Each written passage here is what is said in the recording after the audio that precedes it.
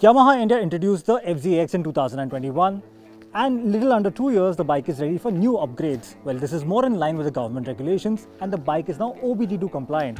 But Yamaha has used this opportunity to bring in more features on the FZ-X. So what exactly are these features and how much of a difference do they make to your riding experience? Hello and welcome to HT Auto. My name is Samir Contractor and we are in Rajasthan to ride the new FZ-X.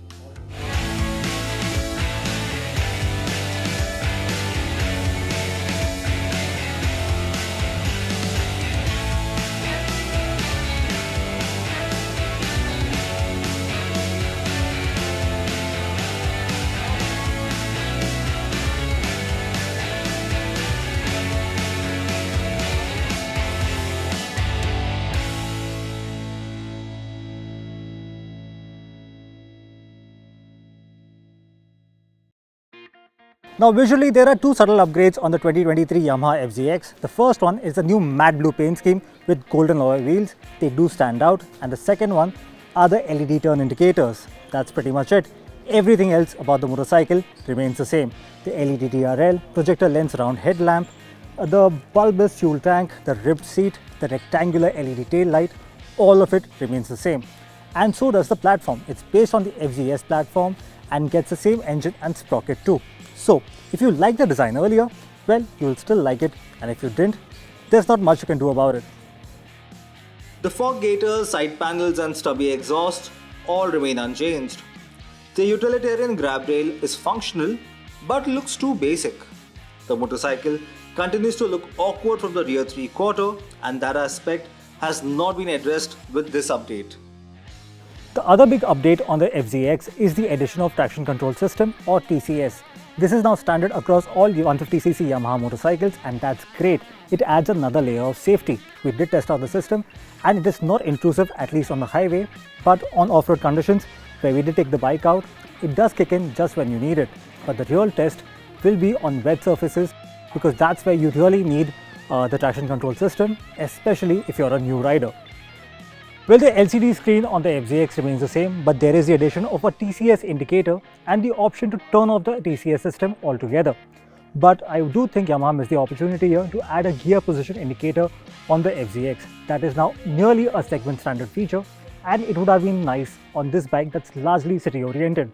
At the same time, you do get a 12-volt charging socket and for this price point, Yamaha again misses out on a hinged fuel cap which should have been there in the first place.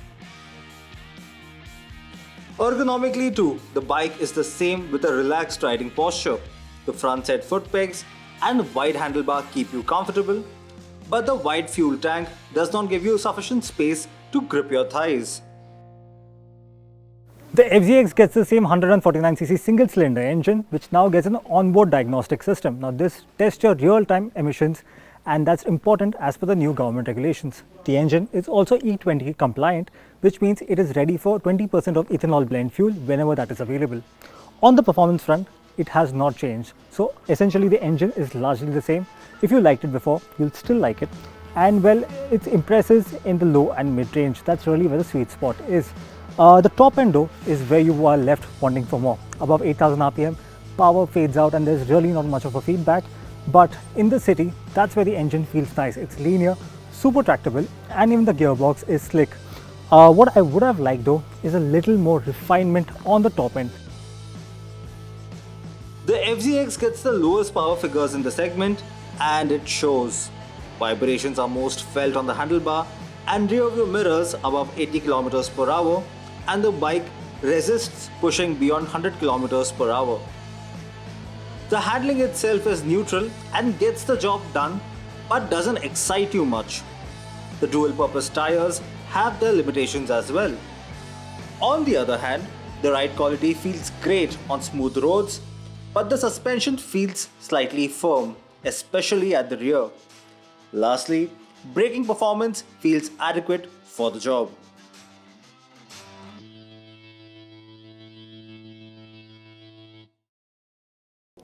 The FZ-X is priced at 1,36,000 rupees ex-showroom and at that price, it sits at the top of the SC family. Well, as a retro, simple to run, simple to own motorcycle, it does a good job and adds more value as well. But it needs improvements and I do think it will be an even better motorcycle well packaged even with those improvements. And that's important considering how competitive this segment is. Well, what do you think about the new FZ-X? Let us know in the comment section below. And if you like this video, make sure to hit the subscribe button and the bell icon. My name is Samir Contractor, and as I always say, please wear a helmet on a two-wheeler, seat belts in a car. This is HT Auto. Thank you for watching.